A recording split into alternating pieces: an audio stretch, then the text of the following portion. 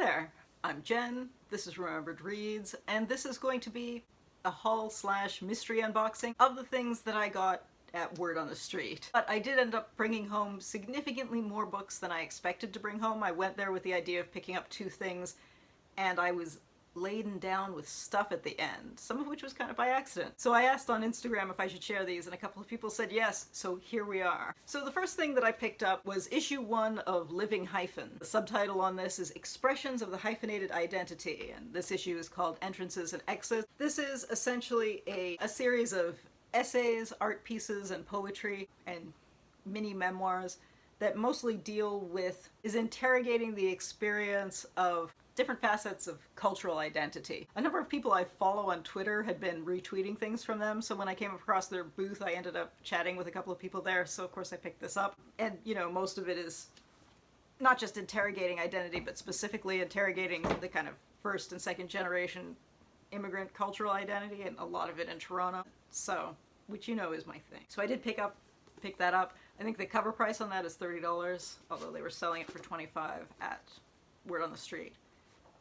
And the 3 people that I met there were all lovely, so. The main thing that I went there for was to buy a gift for my mother. This is Heatwave, which is a Paradise Cafe mystery. This is by Maureen, I was gonna call her Jenkins. This is by Maureen Jennings, who also writes the Murdoch mystery novels. My mother reads these, and the author was there doing a signing, so I was good.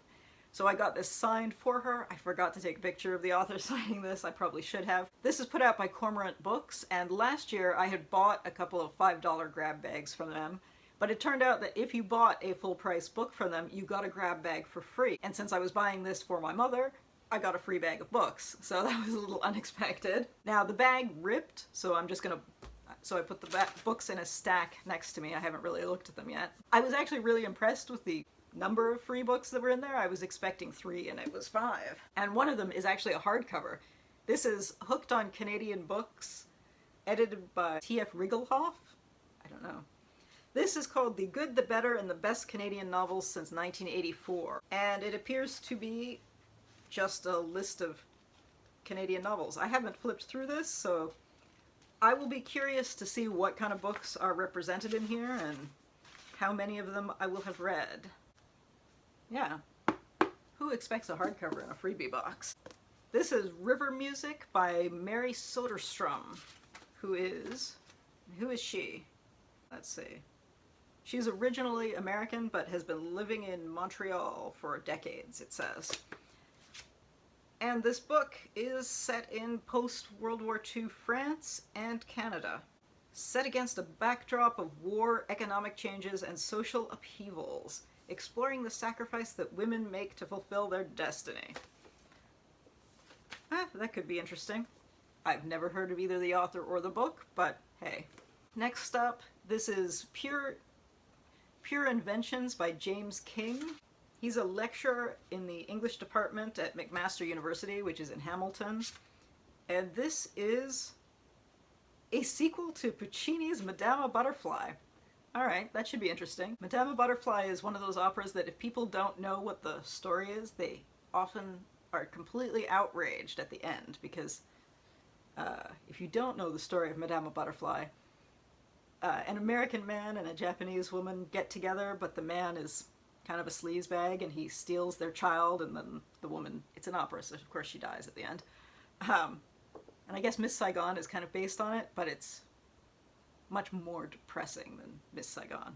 So anyway, that's an interesting thing to explore, I suppose. Here's another book by that same author, who I'd never heard of before, but apparently he has several novels. This is, oh, this sounds interesting. This is about a Victorian medium. So that's always interesting. Alright, so I am curious to read that. That sounds like something I'd be interested in, because fake spirit mediums are always fascinating. Unless they decide that this is actual. Oh, I guess that's what it's, and it seems to be contemplating, was he a clever conniver, or was he a man actually in touch with forces beyond normal human reckoning? Yeah, I'd be curious to read that. And next up we have Pablo Urbiani's Silver. This is translated from Spanish by Hugh Hazelton, and the author is originally Argentinian, but he lives in Canada, but continues to write in Spanish. and this is a postmodern Tarzan story. Hey, why not? Alright, well, that I'll have to read. That sounds fun. So that was what was in the mystery bag that broke. I also picked up a few graphic novels at the BMV booth. They are which BMV is kind of like a local version, is kind of like a Toronto version of the US chain Half Price Books. And in any case, they had they just had boxes upon boxes of trade paperback and hardcover comics, which, you know, normally the Canadian price on this is $33, but they were selling these 5 for $20, which is an incredible deal. So basically, first of all, I picked up everything that had Captain Britain on the cover, because Captain Britain is one of my, at least in the Brian Braddock form, is one of my favorite Marvel characters. I don't really follow Marvel comics anymore because since Captain Britain and MI-13 was cancelled, but yeah, so there's the Iron Age. Don't know anything about it, but Captain Britain's on the cover, so. New Excalibur, which was terrible. I started following this in floppies when it was coming out, and it was so disappointed that I stopped, so I'll be curious to check it out again.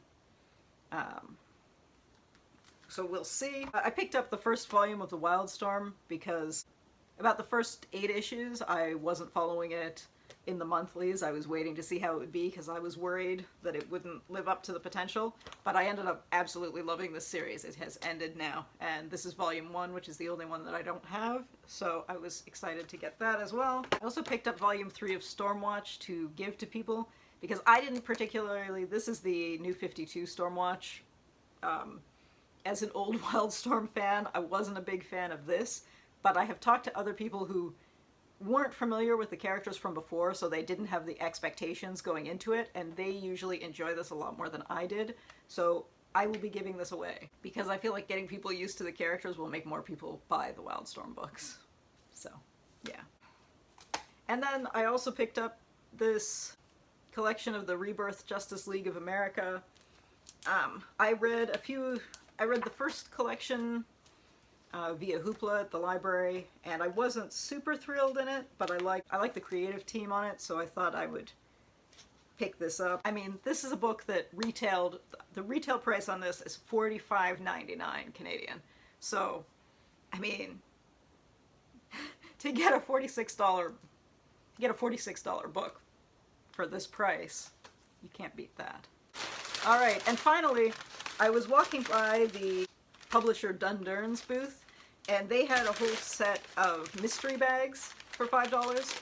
And the 3 themes that they had were they had mysteries aimed at an adult audience, and then they had sets of middle grade and young adult books. And I thought, you know, mysteries I could use as gifts because my mother is a huge mystery fan, and I enjoy mysteries too, but if they were things I didn't want to keep, great gifts.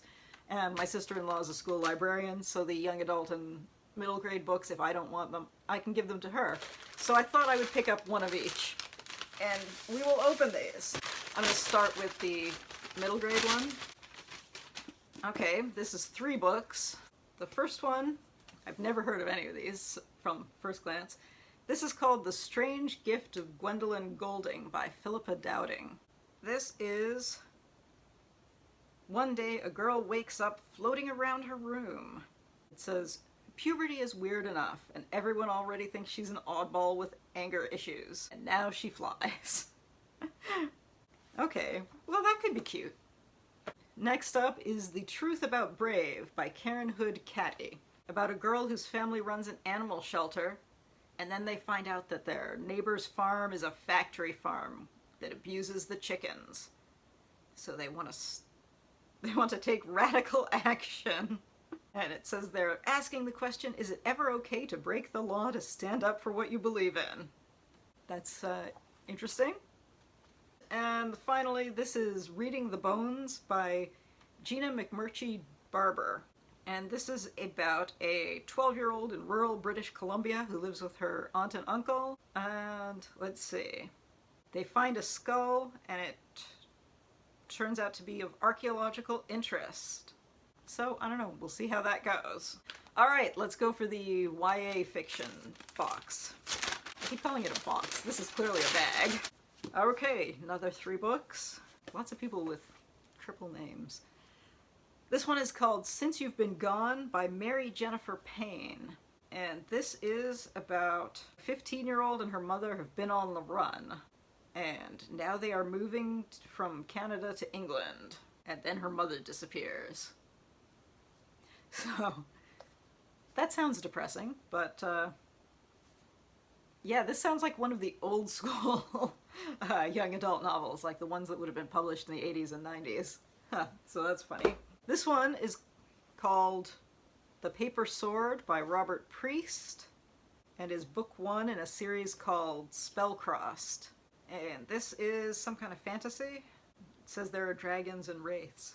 And it has a bunch of characters with very clear fantasy names. Sounds like this will involve spellcasting and sword fighting, which is always entertaining. And the third one is Throwaway Girl by Christine Scarrow. And this is about an 18-year-old who's just aged out of foster care. Well, that sounds depressing too. And it's, will she be able to carve out a better life for herself and find happiness? And it sounds like it's set in Saskatchewan, so that will be depressing, I'm sure. And also sounds like an old school young adult book. Alright, finally we have the mystery box bag. Okay, this one is only 2 books. This one is called The Silver Totem of Shame by R.J. Harlick, and it's in a series called the Meg Harris Mystery Series. And this is set in Vancouver, and a Haida Carver is murdered, and this sleuth and her husband are forced to confront the husband's painful past when the young victim's identity is discovered. Drama, drama.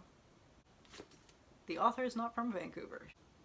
They're from Ottawa, apparently. Yeah, that could be alright, we'll see. And this one is a mass market paperback size. The others are all trade paperback size, aside from that one hardcover. No, that was the other company. This is called The Benefactor by Dawn Easton. This is a Jack Taggart mystery, which I've never heard of this series either. In this one, a 75-year-old woman is killed in an apparently random car accident, but it could be linked to organized crime. Yep, that could be alright. And the author is apparently a former RCMP operative. Feels like that could be cheesy, but cheesy is not necessarily a bad thing when it comes to genres like mystery, so we'll see. So I intended to buy a couple of things, and I bought all that stuff. So, anyway. If you've been at any book festivals lately, and I know a couple of people were word on the street too, just earlier or later than I was, I'd love to hear what you bought. Have you had good or bad luck with mystery bags? Like, I don't know that I needed to own any of the books that I got in these mystery bags, although the Tarzan retelling sounds like it might be hilarious. But, yeah, I suppose technically all those people who get subscription boxes are getting mystery boxes, aren't they? Anyway, that's it for now. Ciao.